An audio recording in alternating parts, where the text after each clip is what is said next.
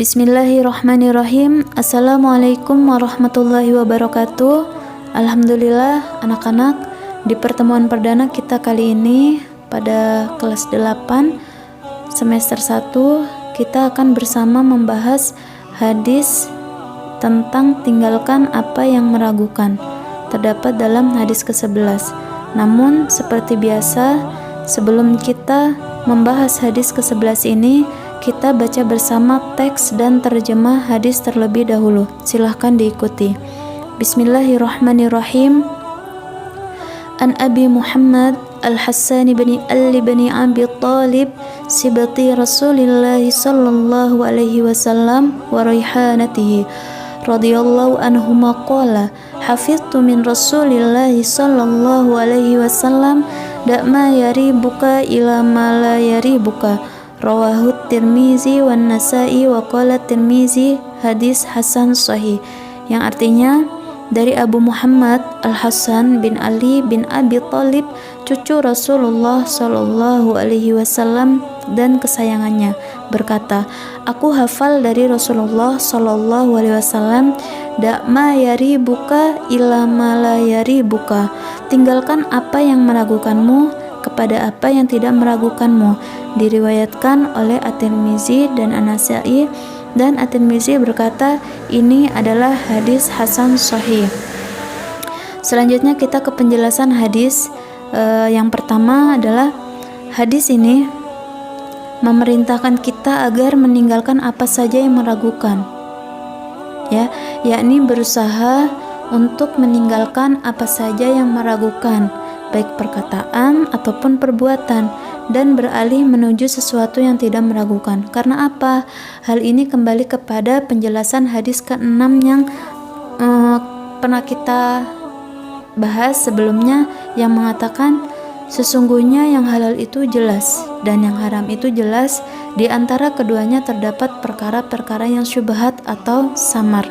Maka ketika kita mendapati perkara syubhat atau yang tidak jelas halal haramnya, maka tinggalkan, karena memasuki perkara syubhat yang belum jelas halal haramnya atau yang masih samar-samar berarti menjerumuskan diri dalam sikap ragu-ragu.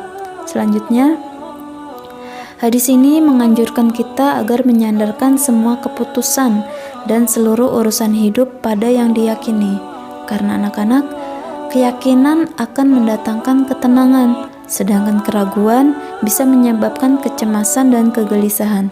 Allah berfirman dalam Quran surat Al-Baqarah ayat 147 yang artinya, kebenaran itu adalah dari Rabb-Mu, sebab itu jangan sekali-kali kamu termasuk orang-orang yang ragu. Menurut Imam Asy-Syaukani, pesan ayat ini ditujukan kepada Nabi kita Nabi Muhammad sallallahu alaihi wasallam. Namun kita sebagai umatnya, kita juga diperintahkan untuk tidak menjadi orang yang ragu, karena keraguan-raguan seringkali membuat jiwa kita goncang, depresi, dan was-was. Maka sudah selayaknya kita mengambil yang yakin dan membuang yang meragukan. Penjelasan selanjutnya, tinggalkan semua yang meragukan, baik yang berkenaan dengan perkara dunia maupun akhirat, lalu beralihlah pada perkara yang tidak meragukan. Mengapa? Karena perkara yang halal telah jelas, dan yang haram pun juga telah jelas, baik itu berupa perintah maupun larangan. Maka kerjakanlah perintah yang jelas dan jauhilah larangan yang jelas itu pula. Adapun hal-hal yang masih meragukan, maka tinggalkanlah. Semoga Allah menjauhkan kita dari sikap ragu-ragu dan mengalihkan kita pada sesuatu yang meyakinkan. Selanjutnya, pelajaran dari hadis. Yang pertama, meninggalkan perkara syubhat dan mengambil yang halal akan melahirkan sikap wara. Apa itu sikap wara?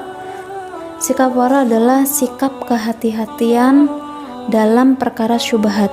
Abu Abdurrahman Al-Umari menuturkan, jika seorang hamba bersikap waro, tentu ia akan meninggalkan apa yang meragukan menuju yang tidak meragukan. Sedangkan Hasan bin Abi Sinan juga mengatakan, waro yang paling ringan adalah jika ada sesuatu yang meragukanmu maka tinggalkanlah. Kenapa? Tadi sikap wara adalah sikap kehati-hatian kita dalam menjaga diri kita dalam hal-hal yang masih belum jelas, syubhat, samar-samar, atau itu yang mendatangkan keraguan.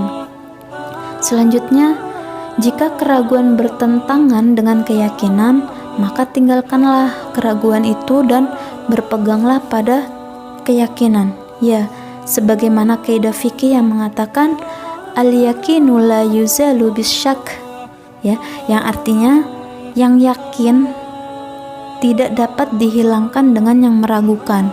Nah, jadi kaidah fikih ini menjelaskan bahwa jika ada benturan antara yang meragukan dan yang meyakinkan, kita harus mengambil yang yakin dan berpaling dari yang meragukan.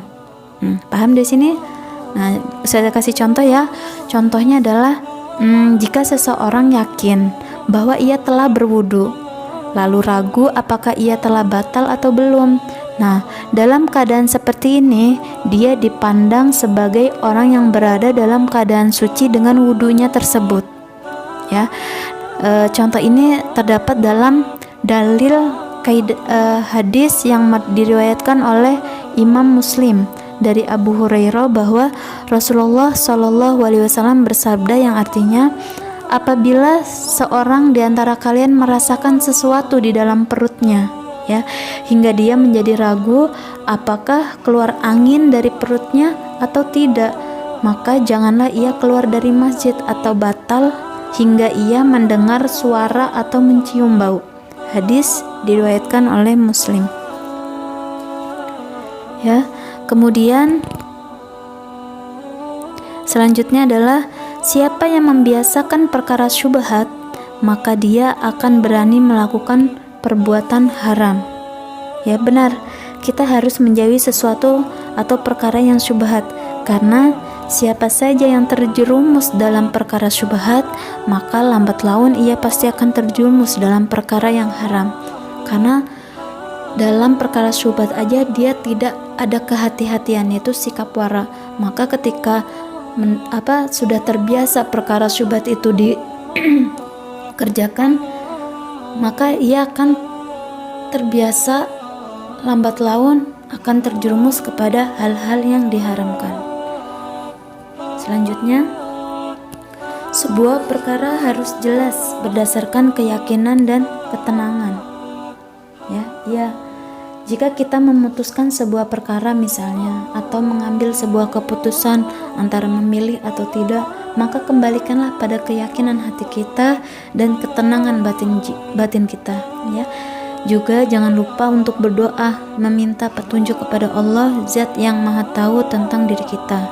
Contohnya kita mau memilih sekolah di mana, ya, mau mengambil jurusan apa, ya.